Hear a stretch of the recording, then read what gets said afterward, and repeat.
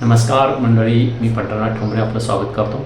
आपलं चॅनल नक्की सबस्क्राईब करा, शेअर करा, लाईक करा आणि आपली प्रतिक्रिया ही नक्की कळवा.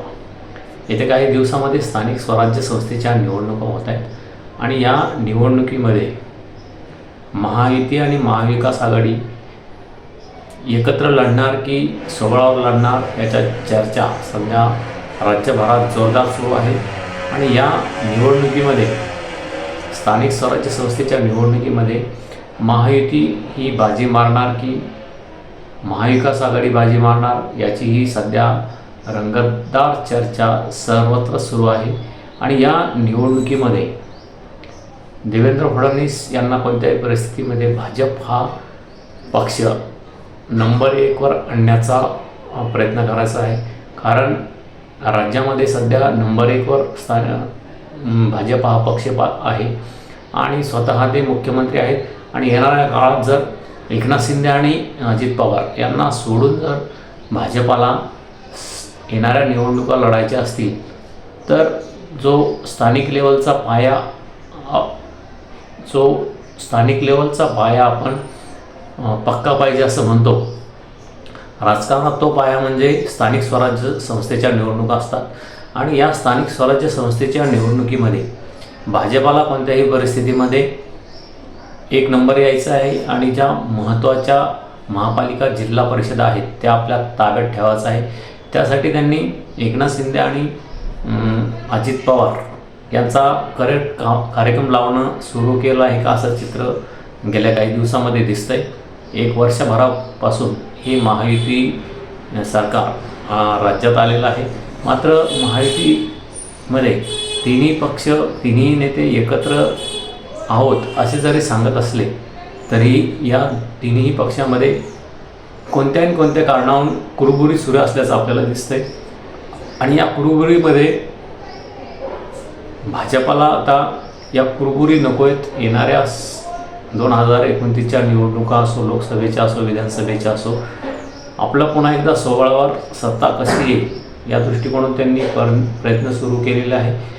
आणि त्या दृष्टिकोनातूनच त्यांनी लोकांनाही कसा सुविधा देता येईल. भाजपाने आता नुकताच GST रद्दचा निर्णय घेतलेला आहे. आणि येत्या लोकसभेच्या निवडणुकीमध्ये या GST रद्द करण्याचा निर्णय हा भाजपाला होऊ शकतो. महाराष्ट्रामध्ये मराठा समाजाला आरक्षण देण्याचा निर्णय घेतलेला आहे. आणि आता पुन्हा शेतकरी कर्जमाफीचा निर्णयही येत्या 30 जूनला घेतला जाऊ शकतो. तसं आश्वासन पुन्हा एकदा देवेंद्र फडणवीस आणि महायुती सरकारने दिलेलं आहे.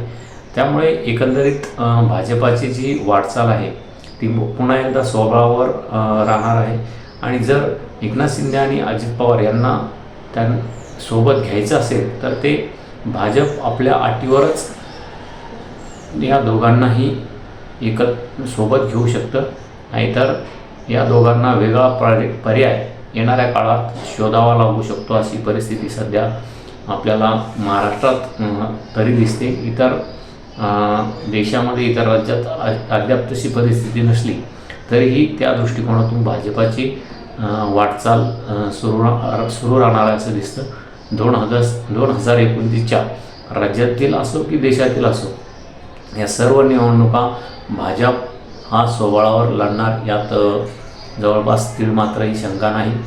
मात्र जर कोणी त्यांच्यासोबत येण्यास तयार असेल परंतु त्यांच्या अटी शर्ती मान्य असेल तरच त्यांना घ्यायचं आहे. कारण त्यांचा एकच नारा आहे की देशामध्ये, राज्यामध्ये कोणताही विरोधी पक्ष राहिला नाही पाहिजे. संपूर्ण सुपडा साफ झाला पाहिजे. नुकतंच अमित शहा यांचंही स्टेटमेंट आहे की राज्यात ज्या स्थानिक स्वराज्य संस्थेच्या निवडणुका आहे त्यामध्ये विरोधकांचा सुपडा साफ करा असा स्टेटमेंट अमित शहा यांनी नुकतं दिलेलं आहे.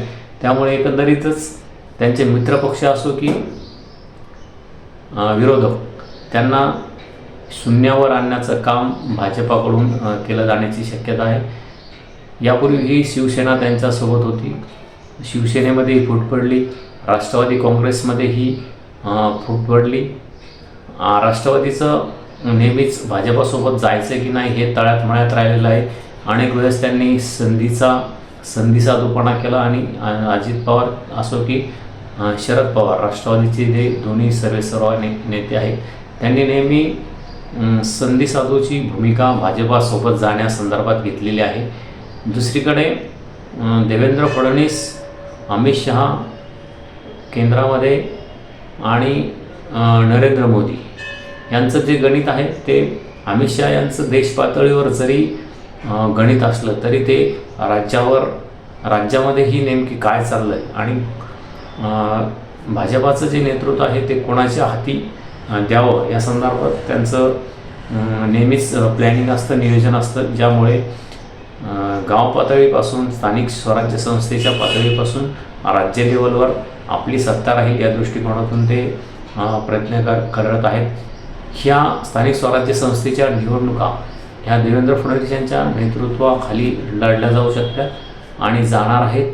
आणि या निवडणुकीमध्ये काय परिणाम येतात, काय स्थानिक स्वराज्य संस्थेमध्ये निवडणुकामध्ये भाजप हे एक हाती सत्ता घेत आहे का, मोठा पक्ष म्हणून आघाडीवर राहत आहे का, याच्यावरही अमित शहा यांचं लक्ष असणार आहे आणि त्याच्यावरही देवेंद्र फडणवीस यांचं भवितव्य अवलंबून असणार आहे. अन्यथा स्थानिक स्वराज्य संस्थेच्या निवडणुकीनंतर येत्या 1-2 वर्षामध्ये मुख्यमंत्री देवेंद्र फडणवीस यांना केंद्रात पाठवलं जाऊ शकतं, पक्षाचं अध्यक्ष केलं जाऊ शकतं किंवा केंद्रामध्ये त्यांना मंत्री केलं जाऊ शकतं. अशी परिस्थिती भाजपामध्ये निर्माण होऊ शकते. त्यामुळे भाजपाचा जो सोहळाचा नारा आहे किंवा एक हाती सत्ता स्थानिक स्वराज्य संस्थेपासून तर केंद्रापर्यंत सोहळाची सत्ता आणि एक हाती सत्ता राहिली पाहिजे या दृष्टिकोनातून ते प्रयत्न करतात. दुसऱ्या बाजूला महाविकास आघाडी आहे ती अत्यंत कमजोर असल्यामुळे भाजपाला वाढण्यास मोठा वाव आहे. महाविकास आघाडीने आतापर्यंत जनतेच्या प्रश्नावर भाजपाला कोंडीत पकडण्याचा एकही प्रयत्न जवळपास केलेला नाही. काही प्रमाणात महाराष्ट्रामध्ये उद्धव सेना ॲक्टिव्ह असली तरी महाविकास आघाडीमध्ये दुसरा कोणताही पक्ष ॲक्टिव्ह नाही असं दिसतंय. मात्र शेतकऱ्याच्या प्रश्नावर प्रहारचे बच्चू कडू यांनी मोठं आंदोलन केलं. मनोज जरांगे पाटील यांनी मराठा आरक्षणासंदर्भात मोठं आंदोलन केलं. या दोघांनीही महायुतीला कोंडीत पकडण्याचा प्रयत्न केला. मात्र तशी परिस्थिती महाविकास आघाडीतील नेत्यांना करता आली नाही. नुकतंच राज ठाकरे यांनी महाविकास आघाडीच्या सोबत आले आणि त्यांनी ही वोट चोरीच्या, मतदान चोरीच्या मुद्द्यावरून किंवा मतदार याद्यामध्ये जो घोळ आहे त्यावरून भाजपाला कोंडीत करण्याचा प्रयत्न केला. त्यामुळे राज ठाकरे यांना ते श्रेय जवळपास गेलेलं असं आपल्याला म्हणता येईल. तेच या मतचोरीच्या प्रकरणात किंवा मत याद्यांच्या जो घोळ आहे त्यातील तो प्रकार उघड पाडण्याचा जे स्टार आहेत ते राज ठाकरे ठरले. मात्र त्या तुलनेत काँग्रेसला जनतेच्या प्रश्नावर अद्यापही समोर येता आलेला नाही. त्यामुळे त्यांना जनतेचा जो कौल आहे किंवा जनतेचा जो पाठिंबा आहे तो मिळेल की नाही येणाऱ्या काळात या संदर्भात थोडी शंकाच आहे. त्यामुळे काँग्रेसनेही आता ॲक्टिव्ह झालं तरच जनता काँग्रेसच्या पाठीमागे उभा राहू शकते. नाहीतर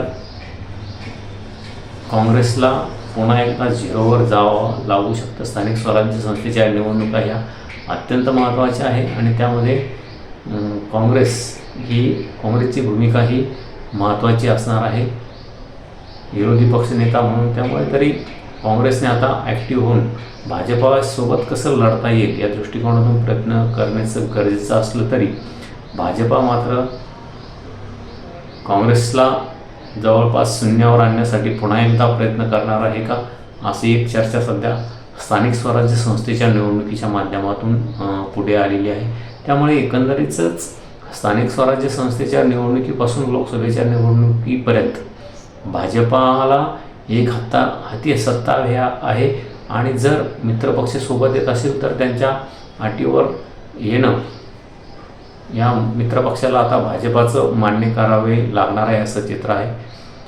दुसरीकडे आता एकनाथ शिंदे आणि अजित पवार यांच्याही भूमिका जरी महत्त्वाच्या असल्या तरी अजित पवार यांनाही जमीन व्यवहाराच्या प्रकरणामध्ये ते कोंडीत सापडले गेले आहे, ते पुन्हा बॅकफुटर आलेलं आहे. त्यामुळे आता एकनाथ शिंदे यांची शिंदे सेना काय निर्णय घेते, 16चा नारा देते की पुन्हा भाजपासोबत फरफटत जाते, हे येणाऱ्या काळात दिसेलच. मात्र तरीही अजित पवार हे भाजपासोबत गेले तर एकनाथ शिंदे यांनाही जावंच लागणार अशी परिस्थिती सध्या स्थानिक स्वराज्य संस्थेच्या निवडणुकीमध्ये दिसते.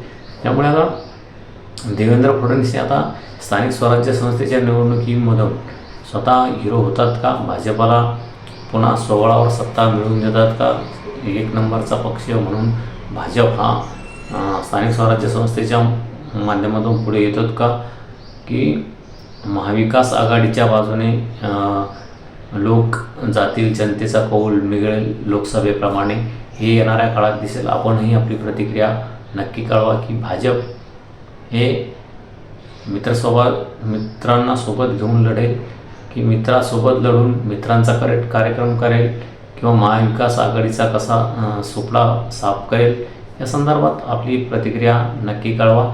आणि देवेंद्र फडणवीस पुन्हा हिरो होतील का, आपला पुढील कार्यकाळ मुख्यमंत्रीपदाचा ते निवडणुका यशस्वीपणे पार पाडून भाजपाची सत्ता आणून स्थानिक स्वराज्य संस्थेमध्ये पुन्हा ते आपली 5 वर्षे पूर्ण करतील का, या संदर्भात आपली प्रतिक्रिया नक्की कळवा. आपलं चॅनल सबस्क्राईब करा. धन्यवाद. थांबतो.